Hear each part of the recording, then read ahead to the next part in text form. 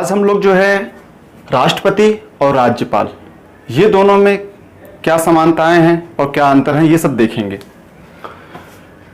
अब देखेंगे कि जो संसद के जो है वो 3 अंग हैं, लोकसभा, राज्यसभा और राष्ट्रपति। वही राज्य विधानमंडल के जो है वो भी विधानसभा, विधान परिषद और राज्यपाल, ठीक है। लेकिन कुछ राज्यों में जो है विधान परिषद है, कुछ ही राज्यों में, मतलब अभी वर्तमान में जो 6 हैं ऐसे जहां पास जो है विधान परिषद भी है। तो आप देखेंगे कि संसद के 3 अंग हैं, कौन कौन से? लोकसभा, राज्यसभा और राष्ट्रपति। विधानमंडल के 3 अंग हैं, कौन कौन से? विधानसभा, विधान परिषद और राज्यपाल। राष्ट्रपति का उल्लेख जो है देखेंगे आप भारतीय संविधान के अनुच्छेद 52 में उल्लेखित किया गया है, अनुच्छेद 52 में।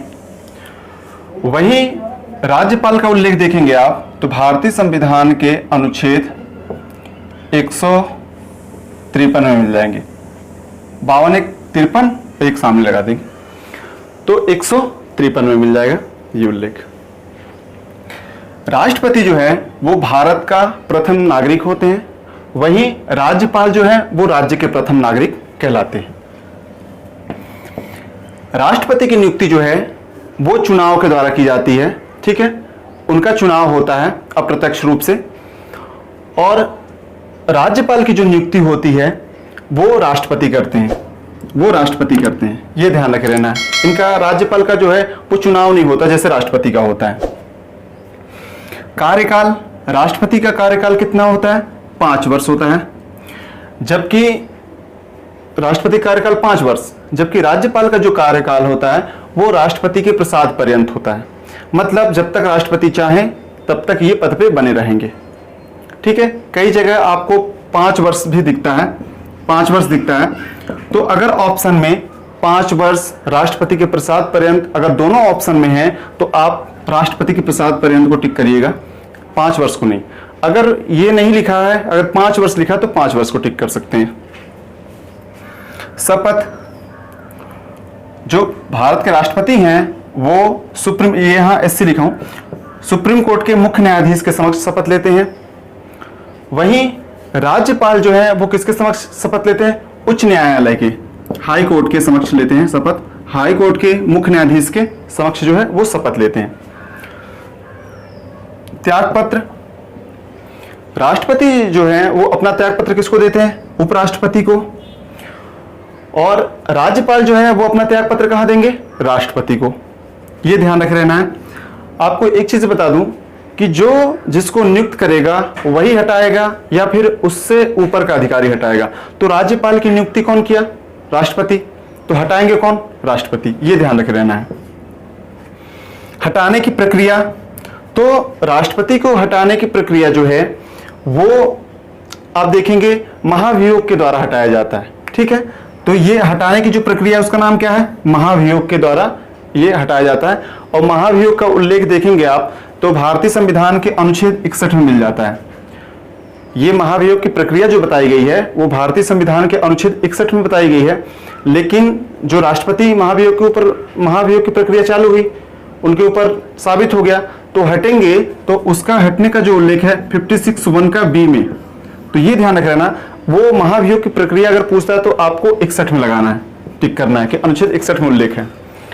वहीं जो है हटाने की प्रक्रिया में आप देखेंगे तो यहां पास जो है इनके लिए महाभियोग की आवश्यकता नहीं है, राष्ट्रपति जब चाहे हटा सकते हैं, ये ध्यान रख लेना है। मनोनीत, तो राष्ट्रपति जो है वो 12 सदस्यों को जो है राज्यसभा में मनोनीत करते हैं, सदस्यों को राज्यसभा में मनोनीत करते हैं। पहले लोकसभा में भी मनोनीत करते थे, लोकसभा में 2 और राज्यसभा में 12 सदस्यों का मनोनयन होता था। लेकिन जो 2 एंग्लो इंडियन हैं इनको अब हटा दिया गया है, अब इनकी नियुक्ति नहीं होती। तो अब वर्तमान में जो है 12 सदस्यों को ही राज्यसभा में मनोनीत करते हैं, 4 क्षेत्रों से, साहित्य, कला, विज्ञान और समाज सेवा, ये 4 क्षेत्रों से करेंगे। यहां पास आप देखेंगे विधान परिषद में जो है वो 1/6 सदस्यों को 1/6 सदस्यों को मनोनीत करते हैं। ठीक है, वो किससे किससे? साहित्य, कला, विज्ञान, समाज सेवा और एक और सहकारिता आंदोलन, मतलब 5। यहां पास 4 क्षेत्रों से और यहां जो है 5 क्षेत्रों से, ये ध्यान रख रहना। क्षमादान संबंधी शक्तियां यहां भी है, राष्ट्रपति की भी क्षमादान संबंधी शक्तियां हैं, वो जो है अनुच्छेद 72 में आपको दिख जाएगा, राष्ट्रपति की क्षमादान संबंधी शक्तियां। लेकिन आप इसमें 89 जोड़ देंगे, 89 जोड़ देंगे आप, तो 161 आ जाएगा। इसमें जो है राज्यपाल की क्षमादान संबंधी शक्तियां हैं 161 में। लेकिन दोनों में बस इतना अंतर है कि राष्ट्रपति जो है वो मृत्युदंड और जो सेना न्यायालय द्वारा दिया गया दंड, ये दोनों को माफ कर सकते हैं। लेकिन जो है राज्यपाल जो है मृत्युदंड की सजा और सेना न्यायालय द्वारा दिया गया दंड जो है वो माफ नहीं कर सकते, ये ध्यान रख लेना। अध्यादेश जारी करने की शक्ति राष्ट्रपति को है, किसमें, किस अनुच्छेद में? अनुच्छेद 123 में।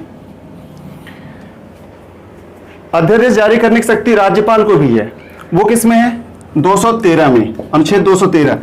इसमें आप 90 जोड़ देंगे तो आ जाएगा 213। लेकिन ये जो है अध्यादेश, राष्ट्रपति जो है अध्यादेश जारी करेंगे वो संघ सूची के विषय में, और राज्यपाल जो अध्यादेश जारी करेंगे वो राज्य सूची के विषय में जारी कर सकते हैं, ये ध्यान रखे रहना है। तो ये रहा राष्ट्रपति और ये राज्यपाल, ये दोनों में अंतर और दोनों में जो समानताएं थी कुछ कुछ, वो चीजें मैं इसमें बताया हूं। इस वीडियो में सिर्फ इतना ही, धन्यवाद।